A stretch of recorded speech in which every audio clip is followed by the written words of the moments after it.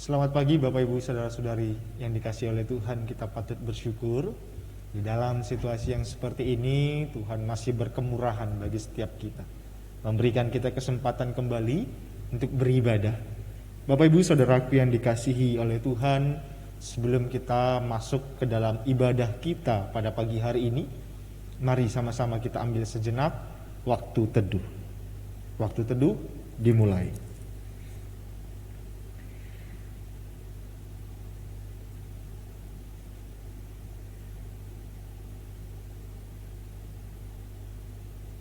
Di dalam situasi yang seperti ini, hendaklah kita mengingat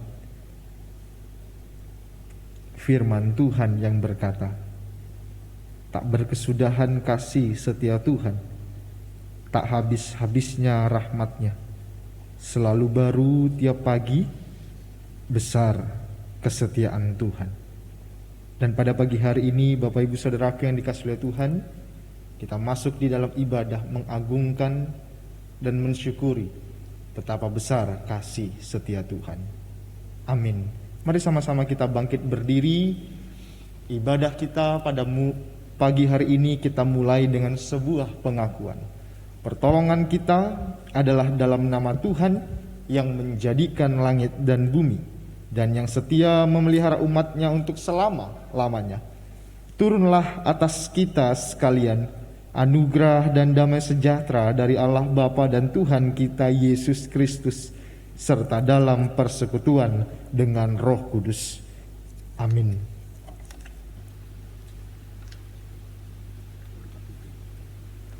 Gloria Patri.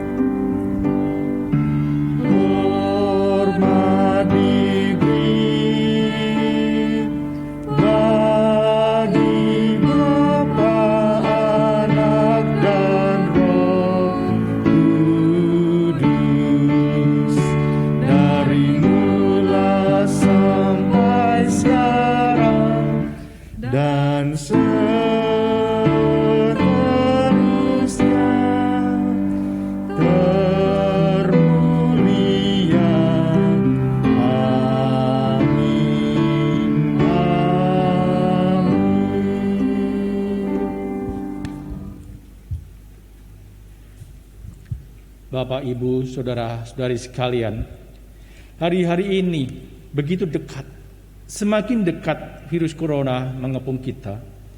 Kabar demi kabar yang membawa berita kepergian orang-orang yang kita kenal, orang-orang yang kita kasihi. Berita itu tidak jauh dari kita. Kegentaran, kecemasan, kepasrahan sekaligus perjuangan menjadi bagian yang lekat dengan kita. Namun, kiranya tidak memadamkan pengharapan karena ada sandaran yang kuat dan setia. Allah kita, Allah yang kita sembah, Allah yang Maha Kuasa. Apapun yang Tuhan izinkan terjadi dalam hidup kita, tetaplah kita menaikkan pujian kepada-Nya. Allah yang kasih-Nya tak berubah, kesetiaannya sampai ke angkasa tinggi. Kupuji Engkau Tuhan.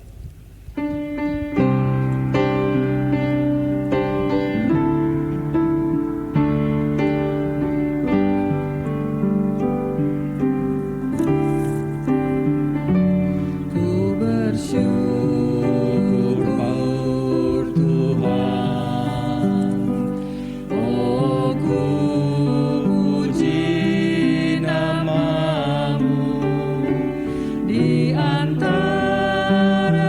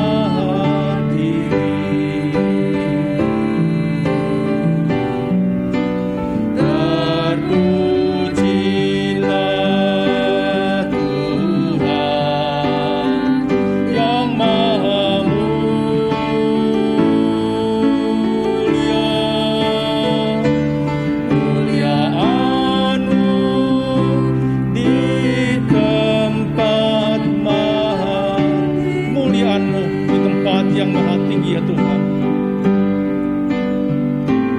Muliaan-Mu di tempat maha tinggi. Puji Tuhan. Di dalam keberdosaan manusia, bukan manusia yang berinisiatif datang kepada Allah untuk membereskan dosa kepada Allah. Allah yang maha kasihlah yang memanggil kita yang berdosa untuk datang, mengaku dan memohon pengampunan. Mari, jangan keraskan hati kita, jangan sepelekan dosa. Bersama-sama kita merespon panggilan Tuhan untuk mendapatkan pengampunan. Ya Allah, ku datang padamu, suaramu ku dengar.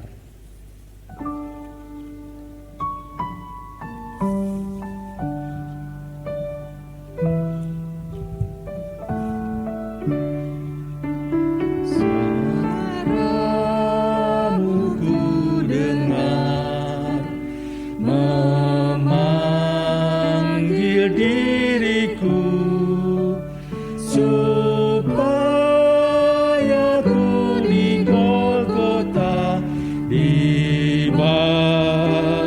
darah-Mu. Aku datanglah Tuhan padamu, dalam darah-Mu kudus sucikan diriku.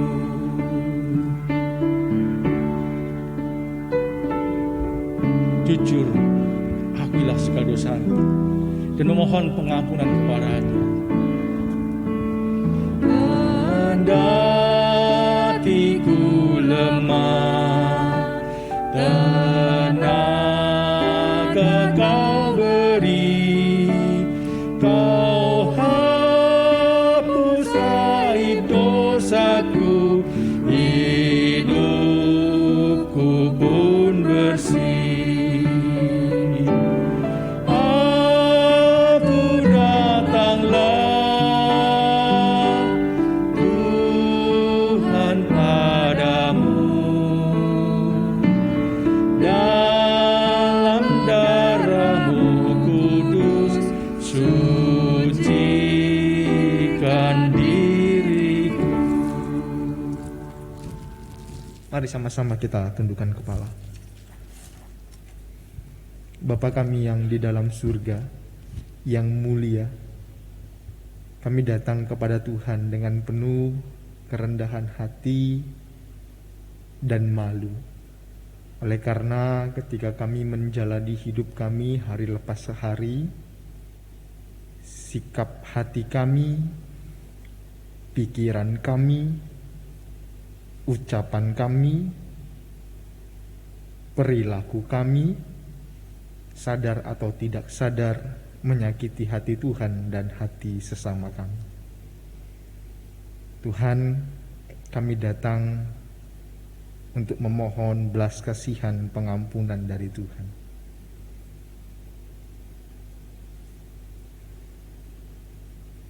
Ampuni kami Tuhan, orang yang berdosa ini.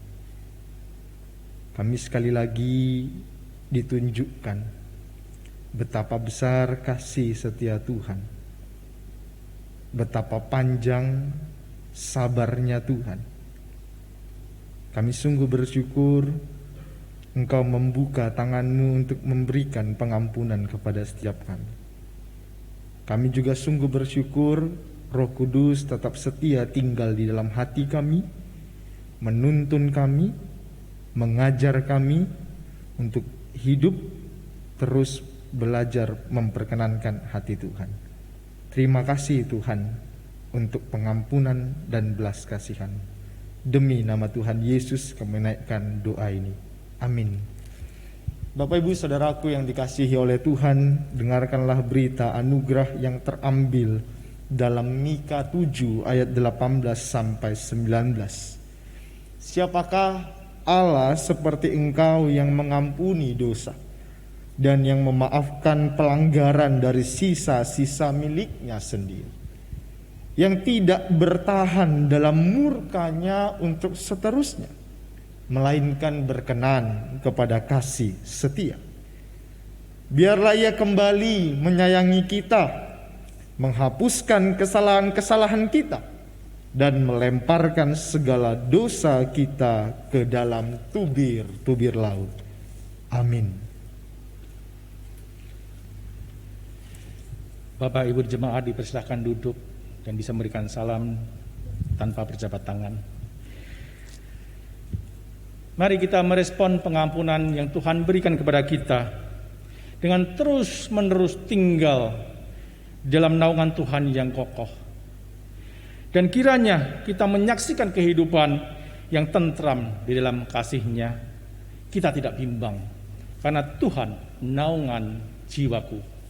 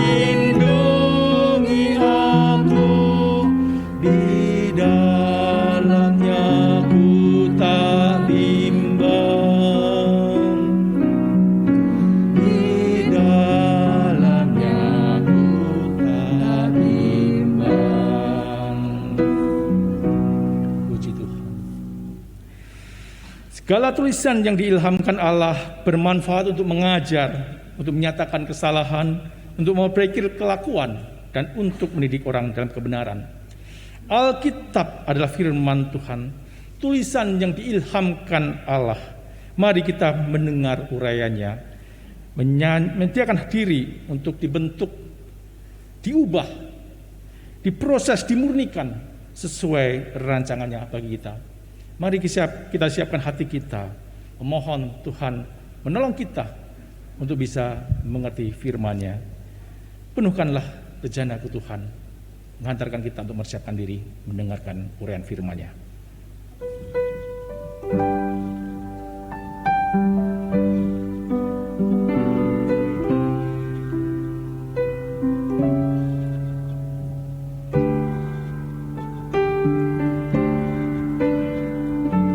datang ya Tuhan, bersujud padamu.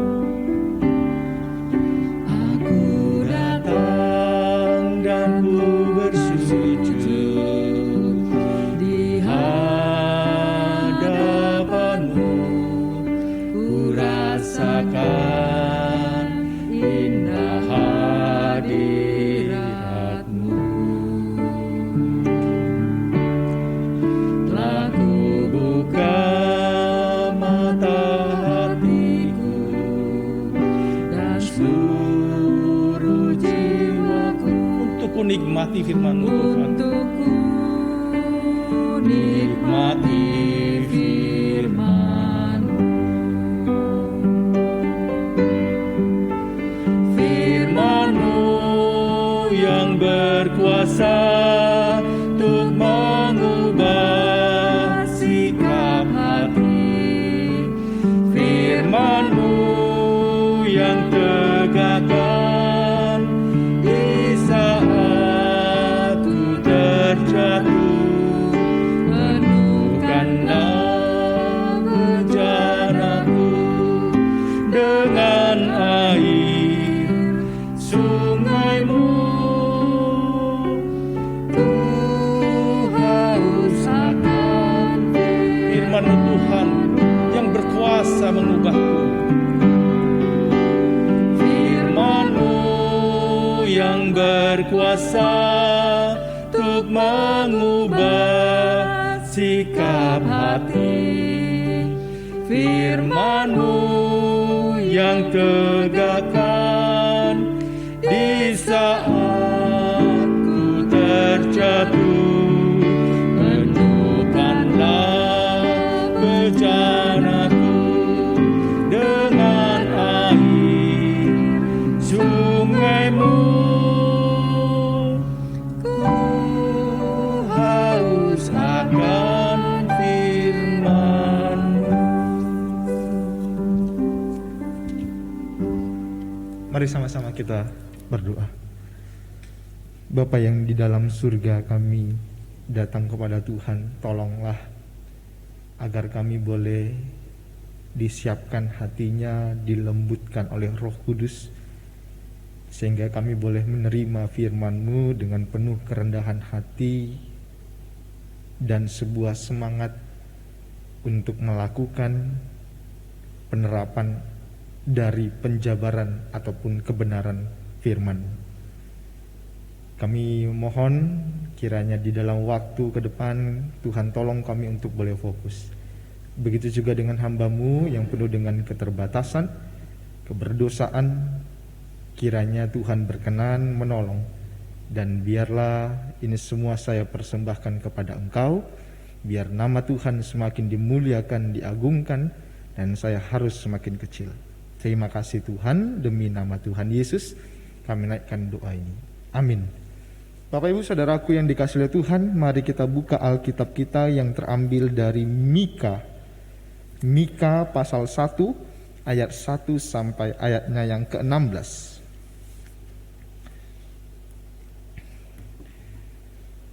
Mika pasal 1 ayat 1 sampai ayatnya yang ke-16. Saya bacakan untuk kita semua.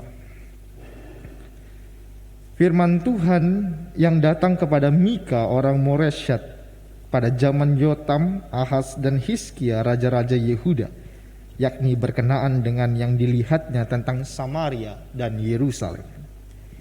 Dengarlah hai bangsa-bangsa sekalian, perhatikanlah hai bumi serta isinya. Biarlah Tuhan Allah menjadi saksi terhadap kamu, yakni Tuhan dari bait-Nya yang kudus. Sebab sesungguhnya Tuhan keluar dari tempatnya dan turun berjejak di atas bukit-bukit bumi. Luluhlah gunung-gunung di bawah kakinya, dan lembah-lembah terbelah seperti lilin di depan api, seperti air tercurah di penurunan. Semuanya ini terjadi karena pelanggaran Yakub dan karena dosa kaum Israel. Pelanggaran Yakub itu apa? Bukankah itu Samaria? Dosa kaum Yehuda itu apa? Bukankah itu Yerusalem?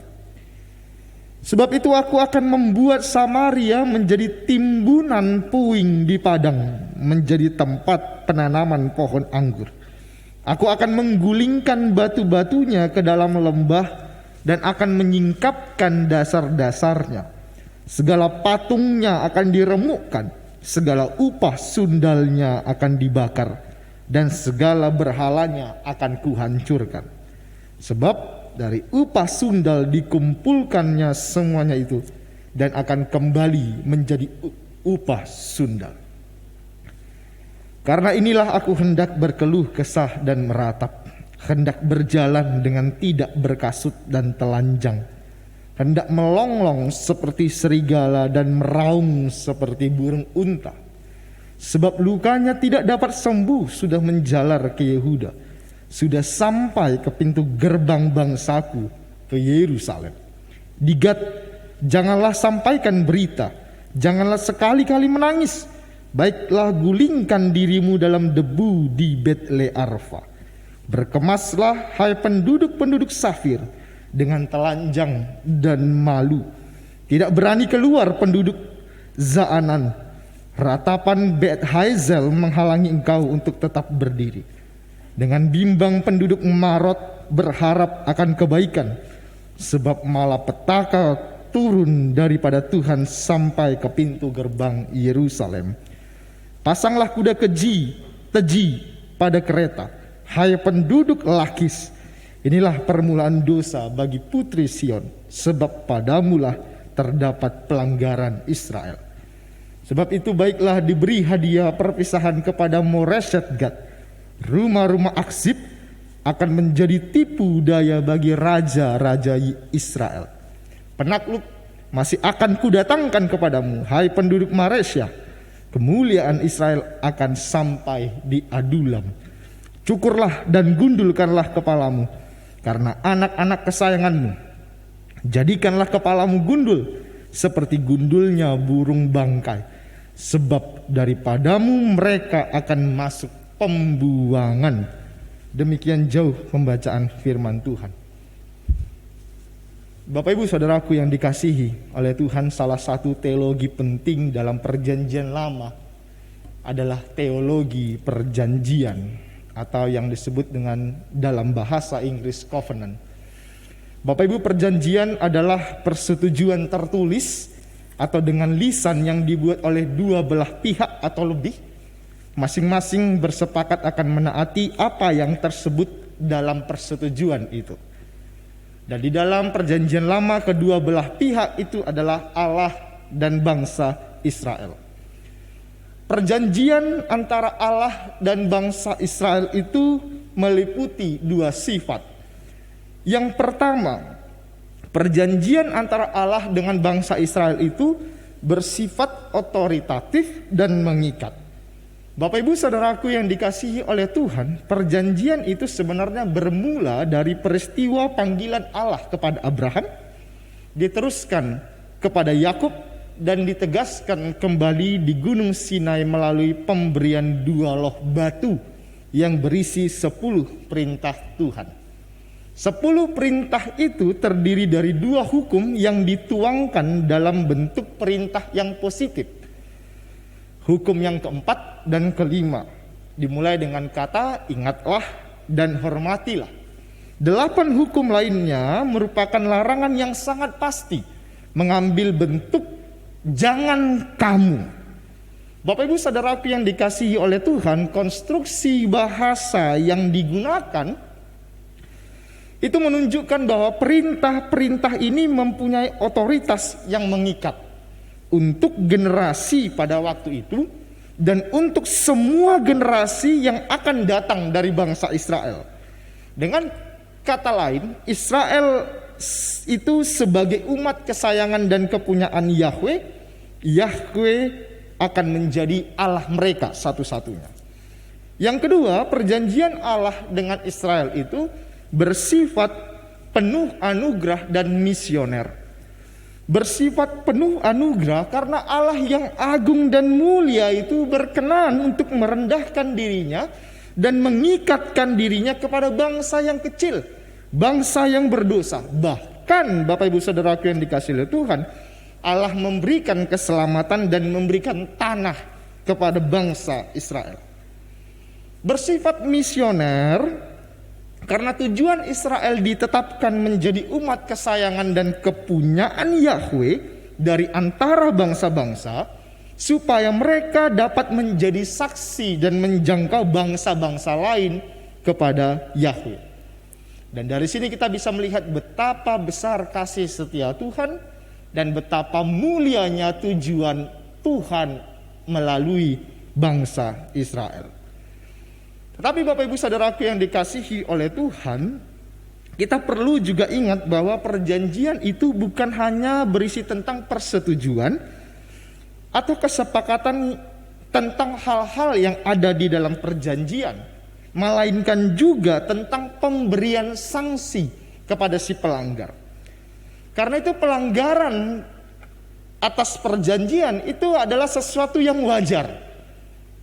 Sanksi itu bisa dalam bentuk hukuman, bisa juga dalam bentuk pemutusan perjanjian.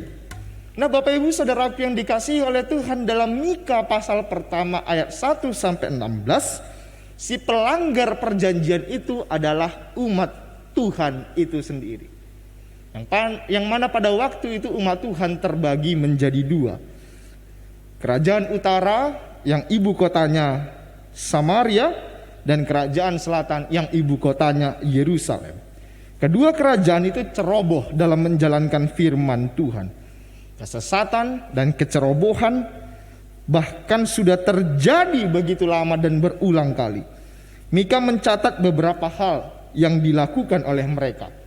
Ketidakadilan dan kecurangan, penyembahan berhala, beragam wahyu palsu dari nabi palsu beredar di mana-mana, dan kejahatan-kejahatan yang lain. Lebih buruknya lagi Bapak Ibu Saudaraku yang dikasihi oleh Tuhan, umat Tuhan tidak menghiraukan firman Tuhan yang menegurnya. Mereka merasa kami masih baik-baik saja. Padahal Tuhan sudah sangat jelas memberitahukan apa yang menjadi kehendaknya. Alkitab berkata dalam Mika pasal 6 ayat ke-8, Tuhan berkata, "Hai manusia, telah diberitahukan kepadamu apa yang baik, dan apakah yang dituntut Tuhan daripadamu, selain berlaku adil, mencintai kesetiaan, dan hidup dengan rendah hati di hadapan Allahmu." Tetapi kelihatannya umat Tuhan pada waktu itu tidak mengindahkan perkataan Tuhan itu.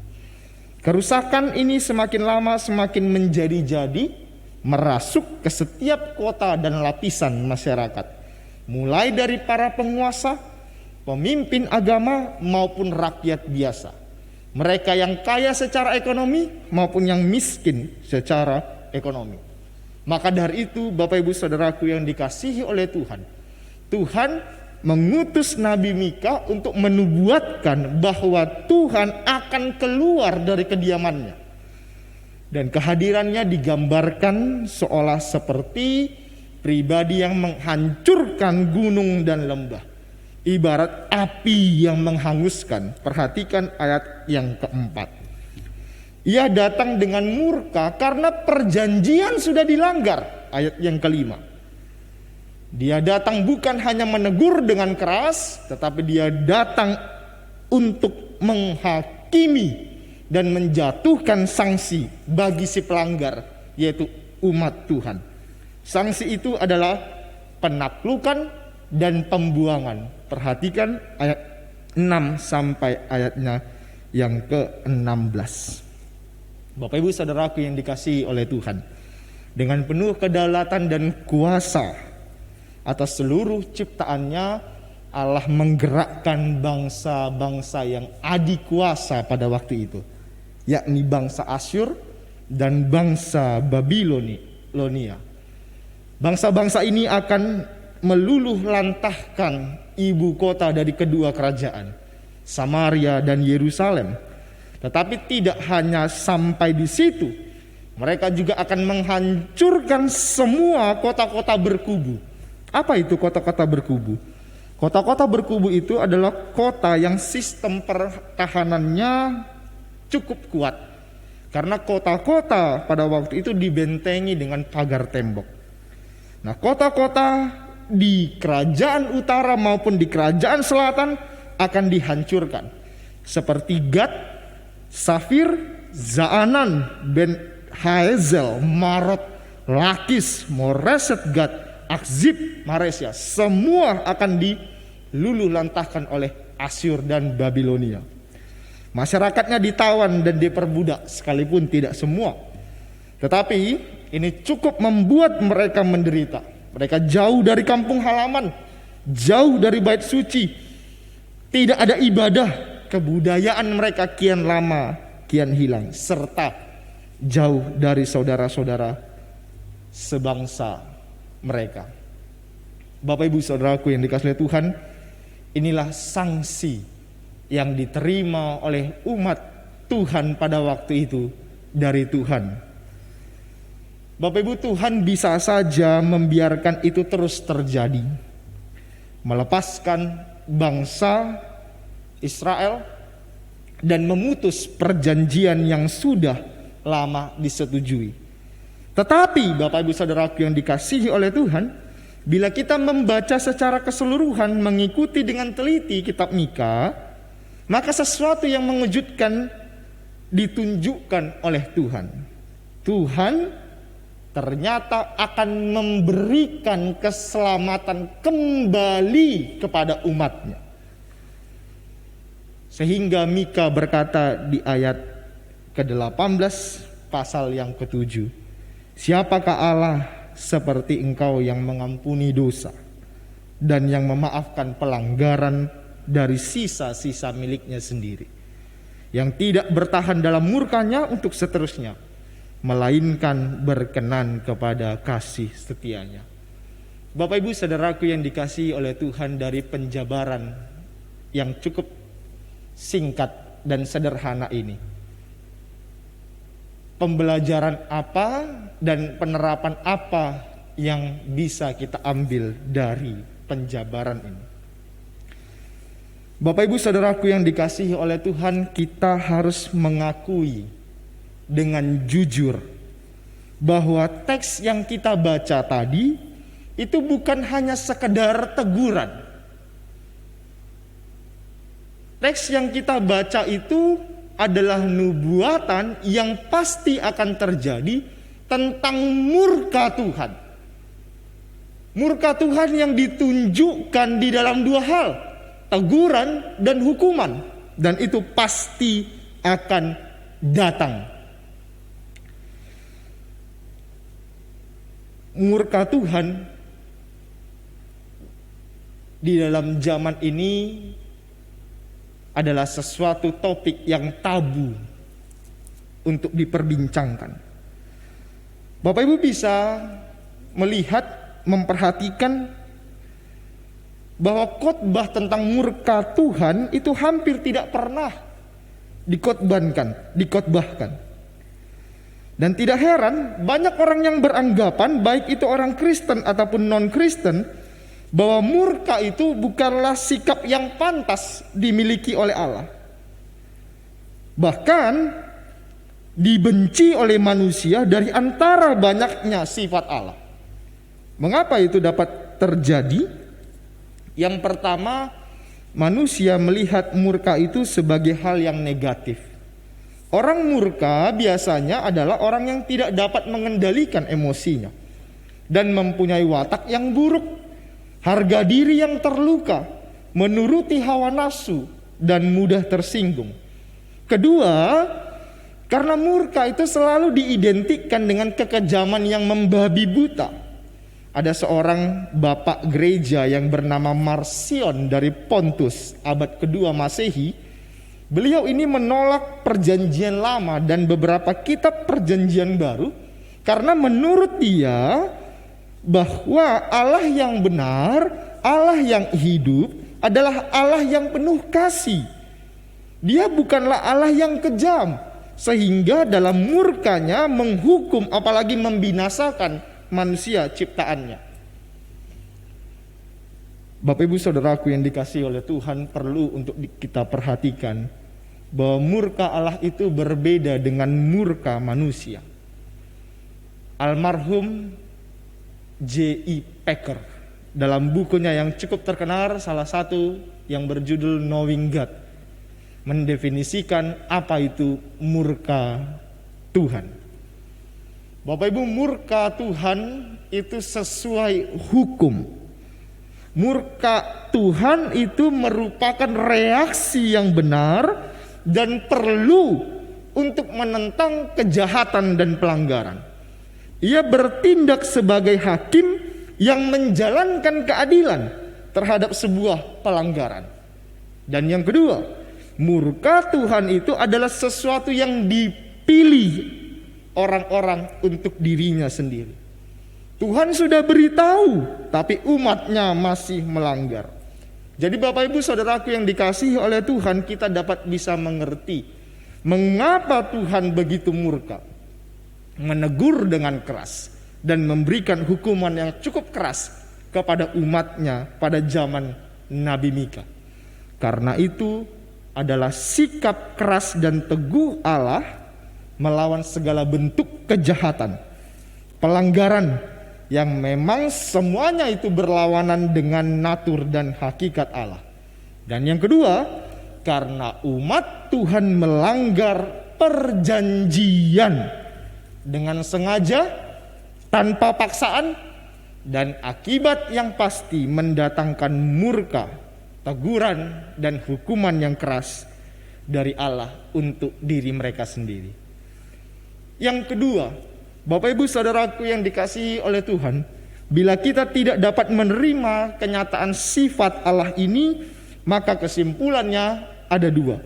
Yang pertama, kita tidak siap menjalankan iman yang alkitabiah dengan serius. Yang kedua, karena Alkitab berbicara tentang sifat Allah ini cukup banyak, Bapak Ibu bisa baca sendiri. Yang kedua, kita mempercayai Allah yang tidak sempurna secara moral, karena ia bertoleransi atas pelanggaran hukum dan dosa. Yang ketiga, Bapak Ibu Saudaraku yang dikasihi oleh Tuhan, murka Allah yang dinyatakan dalam teguran dan hukuman itu hendaknya mendorong kita untuk membenci apa yang Tuhan benci, yakni dosa, mengasihi apa yang Tuhan kasihi, yakni ketaatan.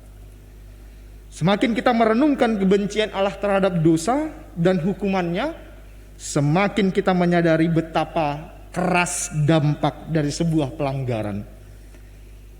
Yang keempat, murka Allah yang dinyatakan dalam teguran dan hukuman dari Tuhan itu menumbuhkan rasa takut yang sehat dalam jiwa kita kepada Allah. Alkitab berkata dalam Ibrani pasal 12 ayat 28 sampai 29 demikian.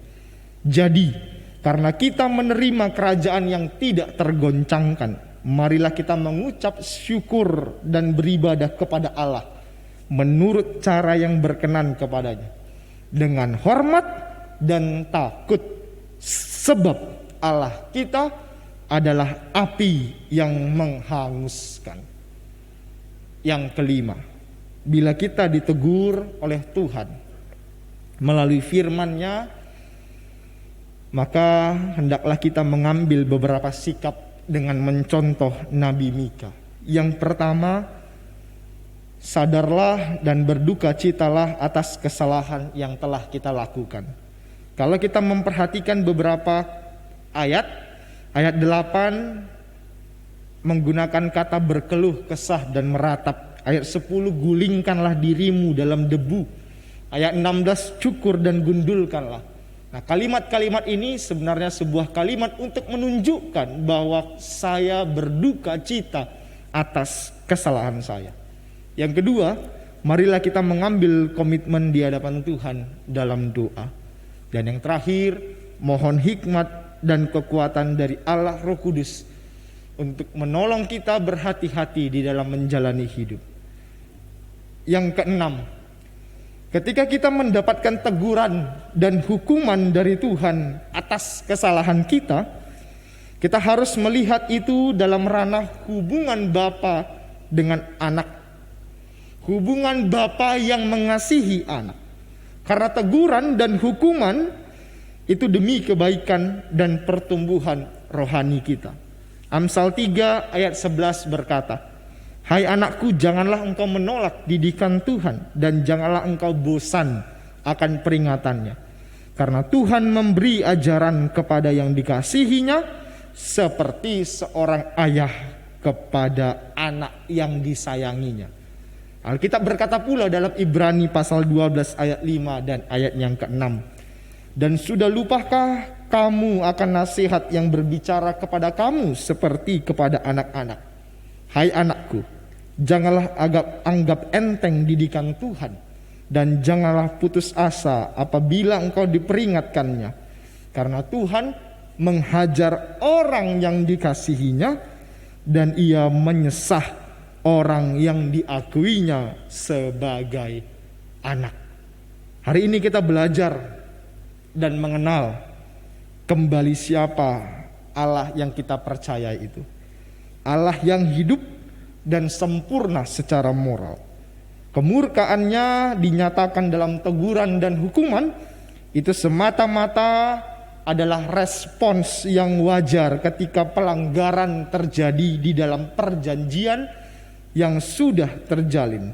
Dan itu menunjukkan bahwa Dia adalah Allah yang adil.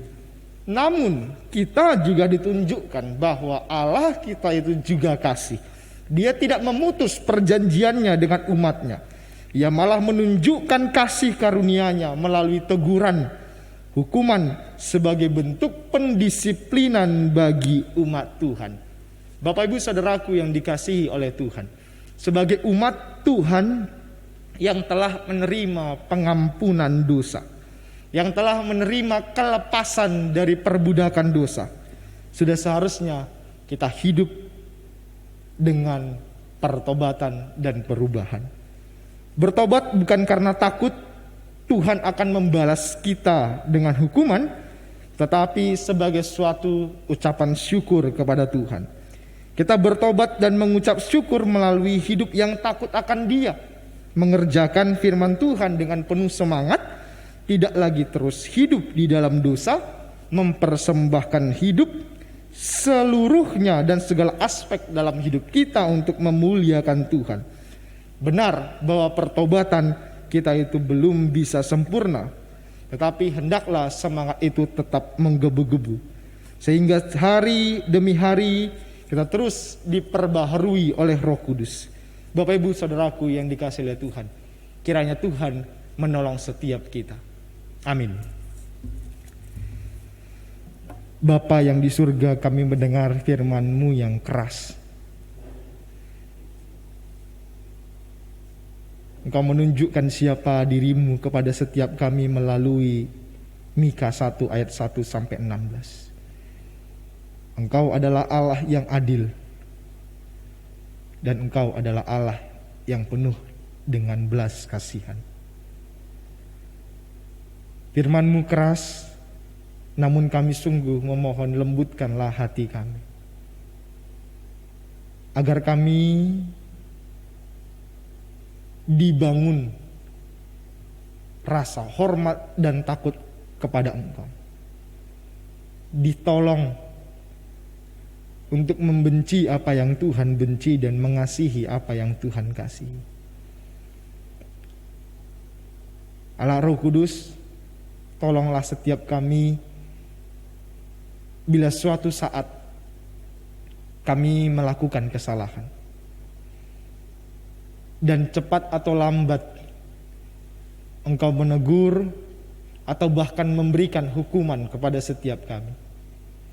Tolonglah agar kami melihat itu sebagai sebuah pendisiplinan. Sama seperti Bapa yang mengasihi anaknya, demikianlah Engkau mengasihi setiap kami. Engkau mendisiplinkan kami supaya kami bertumbuh dan demi untuk kebaikan kami. Tolonglah kami ya Tuhan. Terima kasih Tuhan untuk firman-Mu. Demi nama Tuhan Yesus kami naikkan doa ini. Amin. Tuhan berkati kita.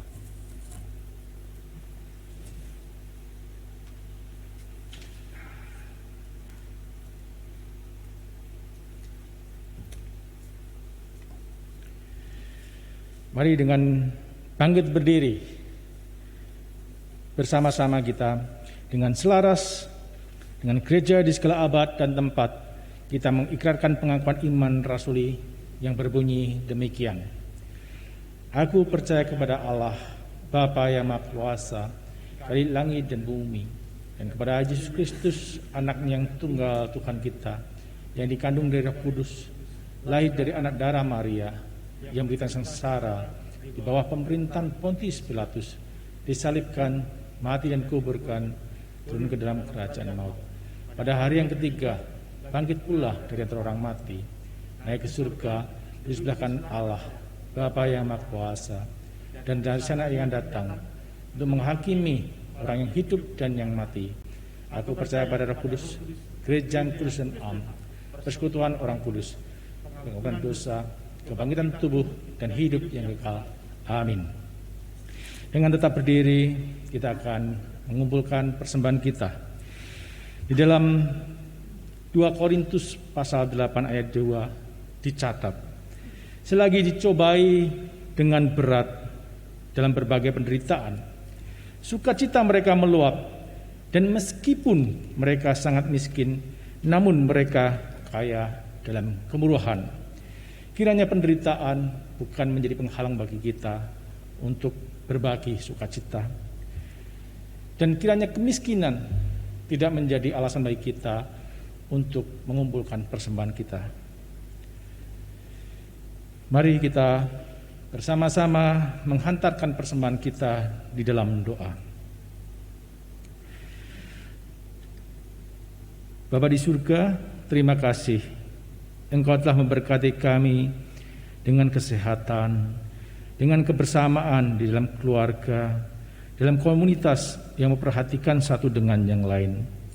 Engkau juga memberkati pekerjaan orang tua kami, pekerjaan kami, sehingga pun kami boleh mendapatkan penghasilan karenanya, menghasilkan dan kami mendapatkan uang yang memang kami butuhkan dalam kehidupan kami sehari-hari. Seberapapun yang kami terima darimu, kiranya tetap membawa hati kami untuk bersyukur kepadamu. Jumlah yang sedikit tidak membuat kami bersungut.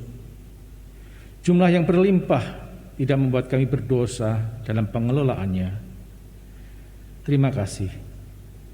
Dalam keterbatasan kami memberikan persembahan, Engkau berkenan membuka tangan-Mu untuk menerimanya. Mohon Tuhan, setiap kami untuk mempergunakan uang yang fana untuk pekerjaan yang memuliakan-Mu. Berkati kami dengan damai sejahtera dan hati yang setia kepadamu. Kami haturkan persembahan kami dengan limpah ucapan syukur. Amin. Dengan tetap berdiri kita akan menaikkan satu pokok doa syafaat, yaitu dengan berakhirnya PPKM level 4, doakanlah agar masyarakat tetap taat menjalankan prokes dan pelaksanaan vaksinasi semakin luas jangkauannya. Bersama-sama kita akan tundukkan kepala dan kita naikkan doa syafaat kita. Tuhan, hati kami takut dan gentar, cemas, was-was, karena sudah begitu dekat COVID berada di sekitar kami. Kasus terinfeksi melonjak. Pemerintah, rumah sakit, dan tenaga kesehatan kewalahan. Petugas pemakaman pun kelelahan karena banyaknya korban yang harus dikuburkan. Kami mohon belas kasihan-Mu, mohon perlindungan-Mu ya Tuhan. Mohon Tuhan berkati para pemimpin kami dengan hikmat dalam menetapkan keputusan-keputusan. Beri hati yang taat kepada bangsa kami untuk menjalankan protokol kesehatan sekalipun PPKM sudah dihapuskan. Mohon Tuhan menolong proses produksi, distribusi, dan pemberian vaksin yang semakin meluas jangkauannya. Jika kami teruskan Tuhan banyak permohonan kami kepadamu. Semua karena kami sadar bahwa hanya Tuhan yang mampu dan berkuasa atas keadaan ini. Dalam kasih kemurahan-Mu kami menyerahkan hidup kami, keluarga kami, bangsa kami. Doa ini kami panjatkan di dalam nama Tuhan Yesus yang mengajar kami berdoa demikian. Bapa kami yang di surga, dikuduskanlah nama-Mu, datanglah kerajaan-Mu, jadilah kehendak-Mu di bumi seperti surga.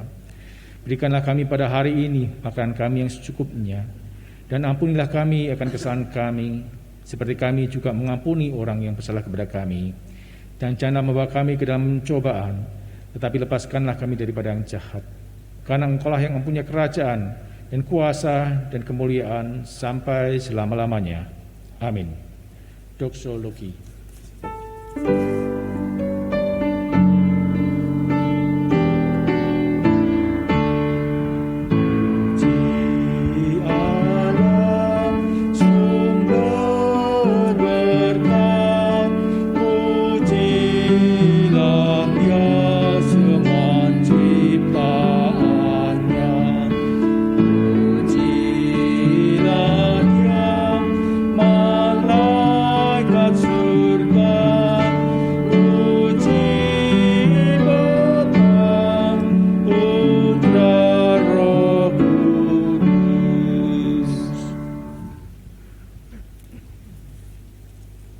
Jemaat yang dikasihi oleh Tuhan, marilah kita melanjutkan kegiatan hari lepas hari dengan sebuah semangat untuk tetap hormat dan takut akan Tuhan, dan untuk tetap semangat memperkenankan hati Tuhan.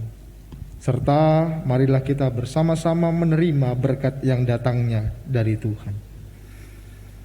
Tuhan memberkati kita dan melindungi kita. Tuhan menyinari kita dengan wajah-Nya dan memberi kita kasih karunia. Tuhan menghadapkan wajah-Nya kepada kita dan memberi kita damai sejahtera dari sekarang sampai selama-lamanya. Amin.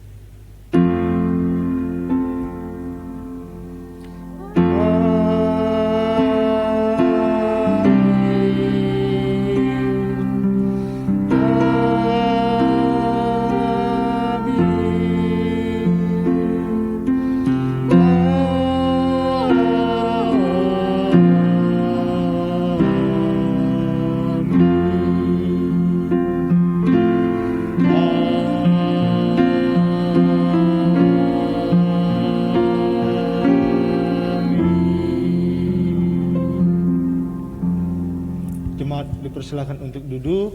Silahkan saat teduh. Tuhan memberkati kita.